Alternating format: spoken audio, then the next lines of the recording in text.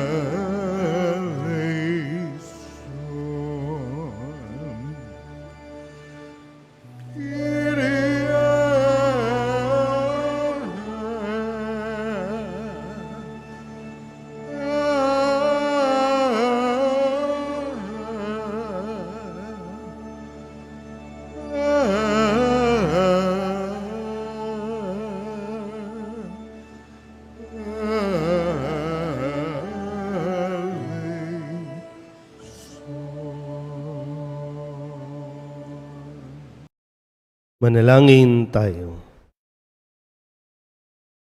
Ama naming makapangyarihan, ikaw ay maibigin at butihin sa tanan. Itinuturo mo na ang lunas sa kasalanan ay nasa kusang pagpapakasakit, pagdalangin at pagmamalasakit. Tunghayan mo ang aming pag-amin sa nagawang pagsuway upang sa pagpapatira pa ng aming budhi sa iyong harap, kami lagi mong maibangon dahil sa iyong pag-ibig na tapat sa pamamagitan ni Jesucristo kasama ng Espiritu Santo magpasawalang hanggan. Amen. Umupo ang lahat. Dahil sa matinding pagkauhaw sa ilang, sinumbatan ng mga Israelita si Moises at ang Diyos. Pinabukal ng Diyos ang tubig mula sa bato upang may mainom sila.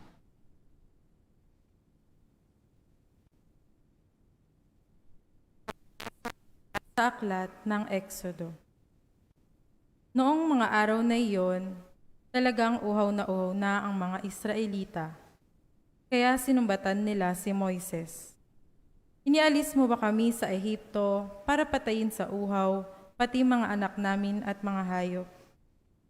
Kaya taimtim na nanalangin si Moises sa Panginoon. Ano ang gagawin ko sa mga taong ito? Ibig na nila akong batuhin. Sumagot ang Panginoon, magsama ka ng ilang pinuno ng sambahayan ng Israel at mauna kayo sa mga Israelita. Dalhin mo ang iyong tungkod na inihampas mo sa ilog at lumakad na kayo. Hihintayin ko kayo sa ibabaw ng malaking bato sa Horeb. Hampasin mo ito at bubukal ang tubig na maiinom ng mga tao. Gayon nga ang ginawa ni Moises, at ito ay nasaksihan ng mga kasama niyang leader ng Israel. Ang lugar na iyon ay pinangalanan nilang Masa at Meriba. Dahil sa dooy nagtalo-talo ang mga Israelita at sinubok nila ang Panginoon. Ang pinagtalunan nila ay kung pinapatnubayan sila ng Panginoon o hindi. Ang salita ng Diyos. Salamat sa Diyos. Salmong tugunan ang atin pong itutugon. Panginooy inyong dinggin, huwag niyo siyang salungatin. Tayo pong lahat. Panginooy inyong dinggin, huwag niyo siyang salungatin. Tayo ay lumapit sa ating Panginoon. Siya ay awitan. Ating papurihan ang batong kublihat natit kalakasan. Tayo ay lumapit sa kanyang harapan na may pasalamat. Siya ay purihin ng mga awiting may tula at galak. Tugon. Panginooy inyong dinggin, huwag niyo siyang salungatin. Tayo ay lumapit sa kanya'y sumamba at magbigay galang. Lumuhod sa harap nitong Panginoon, sa ati lumalang. Siya ang ating Diyos. Tayo ay kalinga niyang mga hirang. Mga tupa tayong inaalagaan. Tugon. Panginooy inyong dinggin, huwag niyo siyang salungatin. Ang kanyang salita ay ating pakinggan. Iyang inyong puso'y huwag patigasin, tulad ng ginawa ng inyong magulang nang nasa Meriba, sa ilang ng Masa. Ako ay tinuksot, doon ay sinubok ng inyong magulang. Bagamat nakita ang aking ginawang silang nakinabang. Tugon. Panginooy inyong dinggin, huwag niyo siyang salungatin. Ang pag-ibig ng Diyos ay ganap na nahahayag kay Jesus na nag-alay ng kanyang buhay para sa ating kaligtasan. Pagbasa mula sa sulat ni Apostol San Pablo sa mga taga-Roma. Mga kapatid, yamang napawalang sala na tayo dahil sa pananalig sa ating Panginoong Hesukristo. Sa pamamagitan niya'y mayroon na tayong kapanatagan sa harapan ng Diyos. Sa pamamagitan nga niya'y tinatamasan natin ang kagandahang loob ng Diyos at lubos tayong nagagalak sa ating pag-asa na makakasama sa kanyang kaluwalhatian. Hindi tayo nabibigo sa ating pag-asa, sapagkat ang pag-ibig ng Diyos ay binuhos sa ating mga puso sa pamamagitan ng Espiritu Santo na ipinagkaloob na sa atin. Sapagkat noong tayo'y mahihina pa, namatay si Kristo sa takdang panahon para sa mga makasalanan. Mahirap mangyaring ialay ni numan ang kanyang buhay alang-alang sa isang taong matuwid. Bagamat maaaring may mga has na gumawa nito alang-alang sa isang mabuting tao. Ngunit ipinadama ng Diyos ang kanyang pag-ibig sa atin nang mamatay si Kristo para sa atin nung tayo'y makasalanan.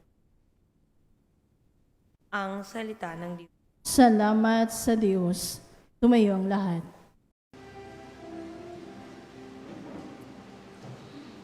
Aming pinanalalaginan, tagapagligtas ng tanan. Panginoon, kami bigyan ng tubig na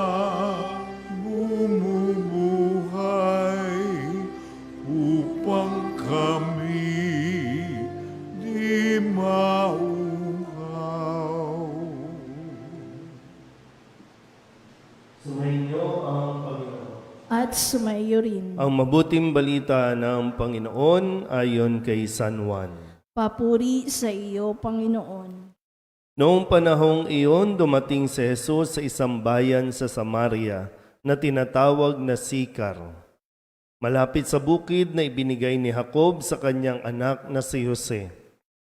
Dito matatagpuan ang balon ni Jacob. Umupo si Jesus sa tabi nito sapagkat siya'y napagod sa paglalakbay. Halos katanghaliang tapat na noon.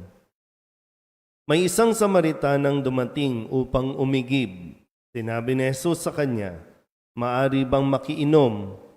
Wala noon ang kanyang mga alagad sapagkat bumili ng pagkain sa bayan. Sinabi sa kanya ng Samaritana, "Kayo'y Hudyo at Samaritana ako. Bakit kayo humihingi sa akin ng inumin? Sapagkat hindi nakikitungo ang mga Hudyo sa mga Samaritano." Tumagot si Jesus, "Kung alam lamang ninyo kung ano ang ipinagkakaloob ng Diyos at kung sino itong humihingi sa inyo ng inumin, marahil ay kayo ang hihingi sa Kanya at kayo na may bibigyan niya ng tubig na nagbibigay buhay."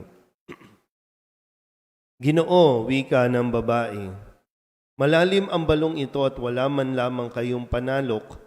Saan kayo kukuha ng tubig na nagbibigay buhay?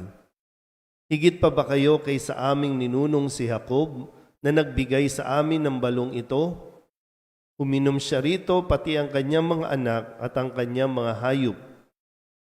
Sumagot si Jesus, ang uminom ng tubig na ito'y muling mabubuhay. Ngunit ang uminom ng tubig na ibibigay ko ay hindi na muling mauuhaw. Ito'y magiging isang bukal sa loob niya, babalong at magbibigay sa kanya ng buhay na walang hanggan. Sinabi ng babae, "Ginoo, kung gayon po'y bigyan ninyo ako ng tubig na sinasabi ninyo, nang hindi na ako mauhaw, ni pumarito pa upang sumalok. Umuwi ka at isama mo rito ang iyong asawa," wika ni Jesus.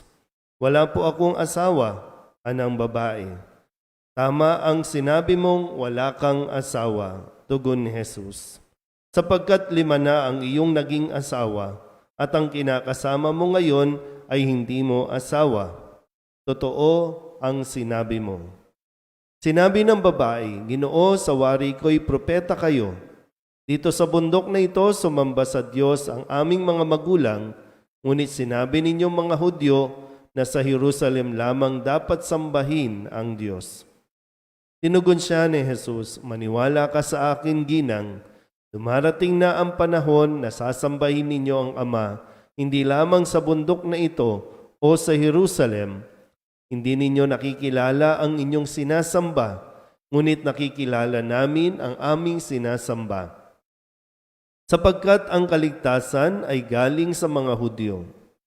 Ngunit dumarating na ang panahon, ngayon na nga, na ang mga tunay na sumasamba sa Ama ay sasamba sa Kanya sa Espiritu at sa katotohanan, sapagkat ito ang hinahanap ng Ama sa mga sumasamba sa Kanya. Ang Diyos ay Espiritu, kaya dapat siyang sambahin sa Espiritu at sa katotohanan." Sinabi ng babae, "Nalalaman ko pong paririto ang Mesiyas, ang tinatawag na Kristo. Pagparito niya, siya ang magpapahayag sa atin ng lahat ng bagay. Akong nagsasalita sa iyo ang tinutukoy mo," sabi ni Jesus. Dumating ang sandaling iyon, ang kanyang mga alagad. Nabigla sila nang makitang nakikipag-usap siya sa isang babae. Ngunit isa man sa kanila'y walang nagtanong kung ano ang ibig ni Jesus o kaya'y kung bakit siya nakikipag-usap sa babae. Iniwan ng babae ang kanyang banga, bumalik sa bayan at sinabi sa mga taga roon, "Halika kayo, tingnan ninyo ang taong nagsabi sa akin ng lahat ng ginawa ko. Siya na kaya ang Kristo?" Kaya't lumabas sila ng bayan at nagpunta kay Jesus. Samantala, makailang ulit na sinabi sa kanya ng mga alagad, "Rabay, kumain na po kayo." Ngunit sumagot siya, Ako'y may pagkaing hindi ninyo alam. Kaya't nag-usap-usap ang mga alagad. May nagdala kaya sa kanya ng pagkain? Sinabi sa kanila ni Jesus, ang pagkain ko'y ang tuparin ang kalooban ng nagsugo sa akin at ganapin ang ipinagagawa niya. Hindi ba sinasabi ninyo 4 na buwan pa at anihan na? Sinasabi ko sa inyo, masdan ninyo ang mga bukid, hinog na at handa ng anihin. Ang gumagapas ay tumatanggap ng upa at nagtitipon ng bunga para sa buhay na walang hanggan. Kaya't magkasamang nagagalak ang naghahasik at ang nag-aani. Kaya totoo ang kasabihang, iba ang naghahasik at iba naman ang nag-aani. Sinugo ko kayo upang anihin ang hindi ninyo inihasik. Nagpagalang iba at kayo ang nag-aani sa kanilang pinagpagalan. Maraming Samaritano sa bayang yaon ang sumampalataya kay Jesus dahil sa patotoong ito ng babae. Sinabi niya sa akin ang lahat ng aking ginawa. Kaya't paglapit ng mga Samaritano kay Jesus, hiniling nila na tumigil muna siya roon at nanatili siya roon ng 2 araw. At marami pang sumampalataya nang mapakinggan siya. Sinabi nila sa babae, nananampalataya kami ngayon, hindi na dahil sa sinabi mo, kundi dahil sa narinig namin sa Kanya. Nakilala namin siya nga ang tagapagligtas ng sanlibutan. Ang mabuting balita ng Panginoon. Pinupuri ka namin, Panginoong Hesukristo. Umupo ang lahat. Isang magandang umaga po sa inyong lahat. Sa haba ng ating pong kwento sa Ebanghelyo, hanggang saan ang inyong nakayang tanggapin? Umpisa lang, tapos wala na, lutang na ulit. Hanggang saan ang kwento na inyo pong matatandaan? Sige, mag-usap muna kayong magkatabi. Hanggang saan ang naaalala ninyong kwento? Minsan kayo sa kahabaan, madaling mapukaw, madaling maagaw ng mga iniisip natin. Kung anong pupuntahan mo mamaya, anong lulutuin mamaya, anong inaalala mo mamaya. Kaya tuloy, nakakalimutan natin lagi yung kung ano ang aral na nais na ibigay sa atin ngayon. Tayo po ay nasa 3 linggo ng atin pong paglalakbay. Iba't ibang lugar, iba't ibang venue o destinasyon ang atin pong pinupuntahan o kung saan tayo dinadala ni Jesus para ipaunawa lang sa atin at maipaintindi kung gaano tayo kahalaga, kung gaano tayo kamahal ng Diyos. Sabihin nyo nga sa katabi ninyo, mahal ka ng Diyos. Tinan po, balikan ko lang ng konti, no? Kasi iba pag 6 a.m., yung batch ng 6 a.m., yan, medyo mga senior na yan, no? Kaya kahit anong tanong ko, hindi na naman makakasagot yan. Kaya dito na lang ako, no? Review lang tayo ng konti. Noong unang linggo, tayo po ay dinala sa isang disyerto at ipinaalala sa atin yung karanasan ni Jesus na maging si Jesus ay tinukso. Maging si Jesus, ha? At ang bawat panunukso na kanyang naranasan ay naranasan at nararanasan natin ngayon. Pero hindi ibig sabihin, hindi natin kakayanin tanggihan o labanan ang inaalok ng tukso. Tukso sa kapangyarihan, tukso sa kayamanan, tukso sa kasikatan. Itong tatlong ito, no? Favorite itong gamitin ng demonyo. 2 linggo, dinala naman tayo sa bundok kung saan ipinakita sa mga alagad ang kaluwalhatian ni Jesus, yung pagbabagong anyo. Pero importante doon ay yung mensahe na sinabing, ito ang pinakamamahal kong anak, pakinggan ninyo siya. Yan. O ngayon naman, punta naman tayo sa isang bayan sa Samaria. At specifically, yung lugar na kung saan mayroong balon ni Jacob. Anong meron sa balon? Tubig. No? Balon. Naupo si Jesus doon sa balon kung saan paparating ang isang Samaritana, isang babae. Pag sinabing Samaritana, itinuturing ito ng mga Hudyo na makasalanan, outcast, hindi pinapansin, mababang uri. Samaritana na, babae pa. Pero dito po ay rinake ni Jesus yung kultura o yung batas nila na bawal makipag-usap ang isang lalaking Hudyo sa isang babaeng Samaritana. Pero tinanggal yun ni Jesus. Siya mismo ang nag-initiate. Siya mismo ang nanguna para makipag-usap sa babaeng ito. Na kung titingnan natin sa konteksto natin, nasa balon, ang babaeng ito ay may pagkauhaw. Tanungin niyo nga ulit yung katabi ninyo, uhaw ka ba? Pwede, saan ka uhaw? No? Saan ka nauuhaw? Kung yung panunokso, uhaw ka ba sa kapangyarihan? Uhaw ka ba sa pera? Uhaw ka ba sa pansin? Saan dyan?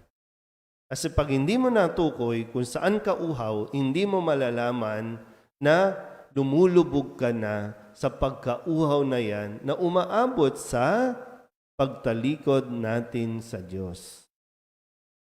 Kasi nga, yung pagkauhaw, ipipilitin mong mapahid o matanggal yung iyong pagkauhaw.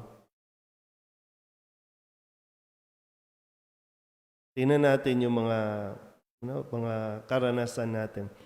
Kung uhaw ka kasi ito pong babae, narinig nyo naman, no? Sabi dito, nung sinusubukan ni Jesus na sabihin, sige, umuwi ka, dalhin mo dito yung asawa mo. Sabi, wala po akong asawa. Oo, wala kang asawa. Pang-anim na yung lalaking kinakasama mo. Kinakasama. Malinaw yon, no? Pag hindi kasal, kinakasama yan. Hindi yan asawa. Kahit may anak pa, kahit may anak pa, hindi mag-asawa yan. Kinakasama ang tawag dyan. Live-in partner, yan.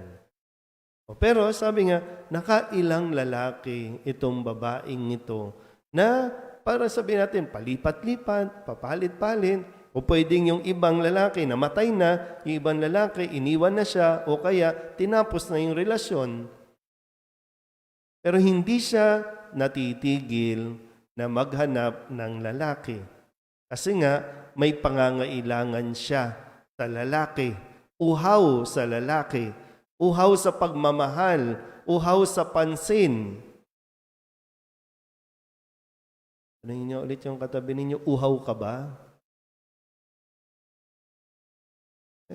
Tingnan natin, no? Kasi tanging si Jesus, no? Tanging si Jesus ang pumawi ng pagkauhaw ng babaeng ito. At sinasabi din sa atin, si Jesus lang din talaga ang makapagpupuno ng ating mga pagkauhaw. Yung ating mga hinahanap na kahit anong gawin natin, kahit ilang galon ng pundador, ng emperador ang inumin mo, hindi mapapawi yung pagkauha mo yan. Hahanap at hahanap ka, dadagdag ka ng dadagdag lang dyan. Dati isang bote lang, ngayon isang case na. Bukas 3 case na. Kasi meron kang hinahanap lagi. Kahit na pagkauha mo na naboboard ka, gusto mo lang naman maglibang, kaya dati karakrus lang, ngayon kasino na. Kasi binabalik-balikan mo yung akala mong makakapawi ng pagkauhaw mo. Lalo tigit sa relasyon, sa lalaki man o sa babae, magpapapalit-palit ka lang, pero hindi mo matukoy bakit may kulang. Yung hindi na fulfill, no? Yung hinahanap mo, hindi talaga eh. At ang sinasabi sa atin, ito lang talaga, si Kristo lang talaga. Kapag natanggap mo o tinanggap mo ang pag-ibig ng Diyos, sapat na yan at masasabi mo, okay na ako. Tanong, tinanggap na ba natin si Jesus? Kahit nagsisimba tayo, kahit ano pang debosyon ang ginagawa natin, pag hindi mo tinanggap si Jesus, hahanap at hahanap ka ng lalaki. Papatol sa iyo o papatulan mo. Hanap ka hahanap ng kung anumang bisyo na inaakala mo magpapasaya sa iyo. Hindi pa naman mabuti, ha? Kaya nga nasa panahon tayo ng Kwaresma para mas magkaroon tayo ng malalim na pagninilay. Kapag pagnilayan natin at nakita na natin kung saan tayo dinala ng ating mga pagkauhaw, umalik tayo sa Diyos. Tanging si Jesus ang papawi ating mga pagkauhaw sa buhay. Amen? Magsitayo ang lahat. Ipahayag natin ang ating pananampalataya. Sumasampalataya ako Sa Diyos, amang makapangyarihan sa lahat, na may gawa ng langit at lupa. Sumasampalataya ako kay Kristo, iisang anak ng Diyos, Panginoon nating lahat. Nagkatawang tao siya lalang ng Espiritu Santo, ipinanganak ni Santa Mariang Birhen, pinagpakasakit ni Poncio Pilato, ipinako sa krus na matay inilibing, nanaog sa kinaroroonan ng mga yumao, nang may 3 araw na buhay na mag-uli, umakyat sa langit, naluluklok sa kanan ng Diyos amang makapangyarihan sa lahat, doon magmumulang paririto at huhukom sa nangabubuhay at nangamatay na tao. Sumasampalataya naman ako sa Diyos Espiritu Santo, sa banal na simbahang Katolika, sa kasamahan ng mga banal, sa kapatawaran ng mga kasalanan, sa pagkabuhay na muli ng nangamatay na tao, at sa buhay na walang hanggan. Amen. Mga kapatid, tunay nga ang ating Panginoon, ang ating manunubos. Manalangin tayo ngayon sa Diyos Ama upang tayo makasalok sa tubig ng buhay. Siyang papawi sa ating pagkauhaw. Ang ating itutugon, O Diyos, Ikaw ang aming tubig ng buhay. O Diyos, Ikaw ang aming tubig ng buhay. Tulungan mo ang mga pinuno ng aming simbahang maging daluyan ng tubig ng buhay sa kanilang ministeryo at paglilingkod sa kawang nasa kanilang pangangalaga. Kami dumadalangin. O Diyos, Ikaw ang aming tubig ng buhay. Patirin mo ang pagkauhaw ng kalooban ng aming mga pinunong nasyonal at lokal upang sila'y maging maawain at mahabagin sa kanilang pampublikong at pribadong buhay. Kami dumadalangin. O Diyos, Ikaw ang aming tubig ng buhay. Maging bukal ng pag-ibig nawa ng bawat pamilya, Ikaw na tubig ng buhay, upang bawat magulang, anak, kapatid at kamag-anak ay maging daluyan ng pagpapatawad at pagkakasundo. Kami dumadalangin. O Diyos, Ikaw ang aming tubig ng buhay. Pasalukin mo nawa ang aming mga minamahal na yumao ng buhay na walang hanggan sa iyong pag-ibig, Ama. Kami dumadalangin. O Diyos, Ikaw ang aming tubig ng buhay. Idulog din natin sa Panginoon ang ating mga personal na kahilingan at mga panalangin para sa ating mga pamilya. Ganon din ang lahat ng mga kahilingan ng mga nanonood sa online, lahat ng mga misang pasasalamat, natatanging kahilingan para sa agarang paggaling ng mga may sakit, lahat ng mga kaluluwa na inihiling na ipagdasal sa misang ito.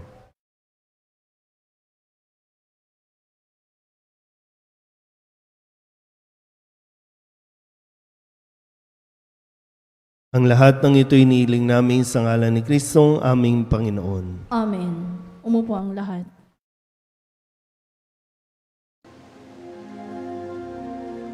Buksan ng aming puso, turuan mong mag-alala sa bawat pagkukuro, lahat ay makayakap. Buksan ang aming isip, sikatan ng liwanag ng pusang matangkilik, tungkuling nabanal. Buksan ang aming palad, sarili marialay. Tulungan mong ihanap kami ng bagong malay.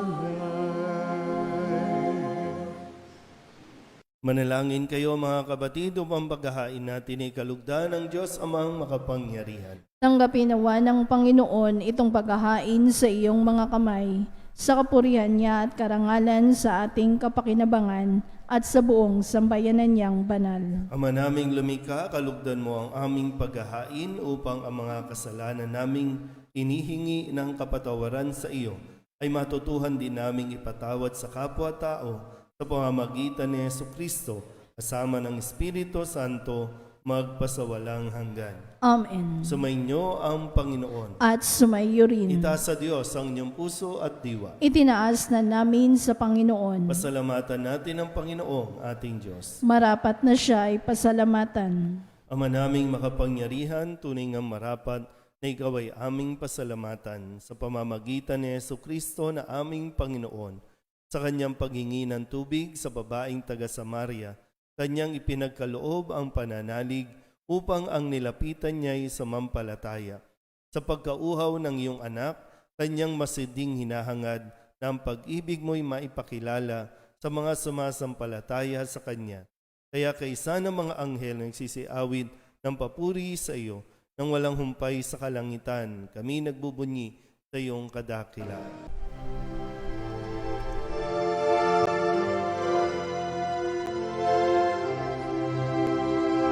Santo, Santo, Santo, Panginoong Diyos makapangyarihan, napupuno ang langit at lupa ng kalwalhatian mo.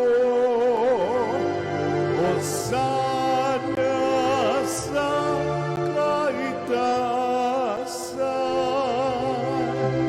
pinagpalang na paririto sa ngalan ng Panginoon. Hosana sa kaitaasan.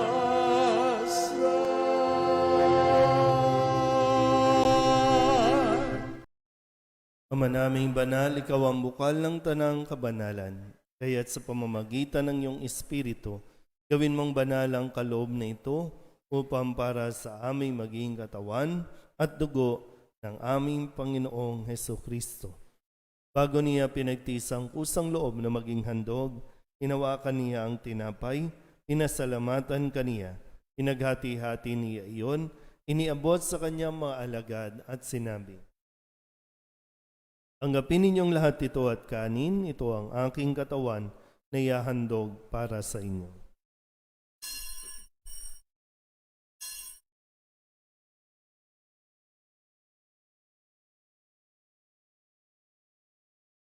Gayun din naman nang matapos ang hapunan, hinawakan niya ang kalis, muli kaniyang pinasalamatan.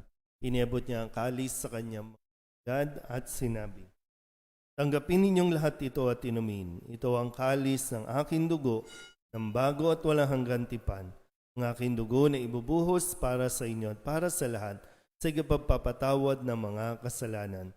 Gawin ninyo ito sa pag-alaala sa akin.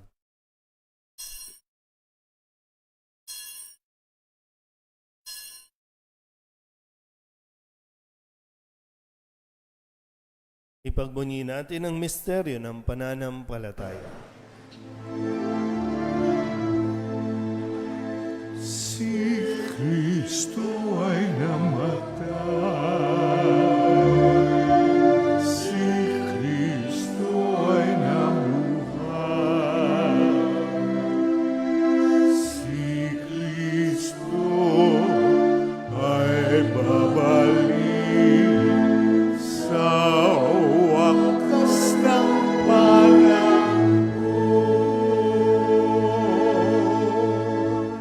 Ama, ginagawa namin ngayon ang pag-alaala sa pagkamatay at muling pagkabuhay ng iyong anak, kaya iniaalay namin sa iyo ang tinapay na nagbibigay buhay at ang kalis na nagkakaloob ng kaligtasan.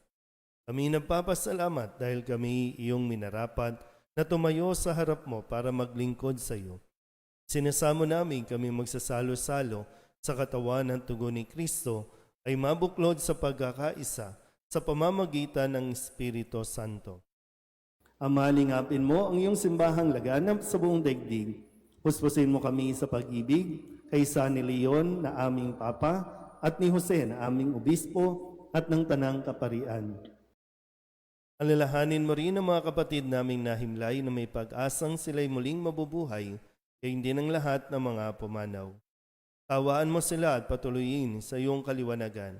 Tawaan mo at pagindapating kaming lahat na makasalo sa iyong buhay na walang wakas.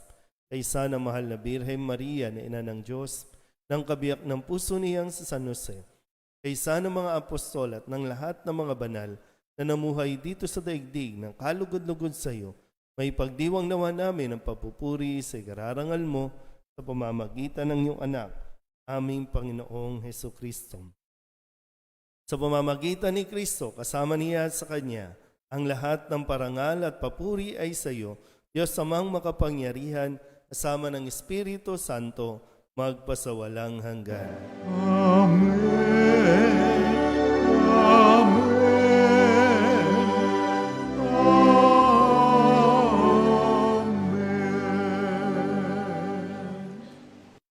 Buong kababaang loob tayong tumawag sa ating Panginoon ng Ama namin.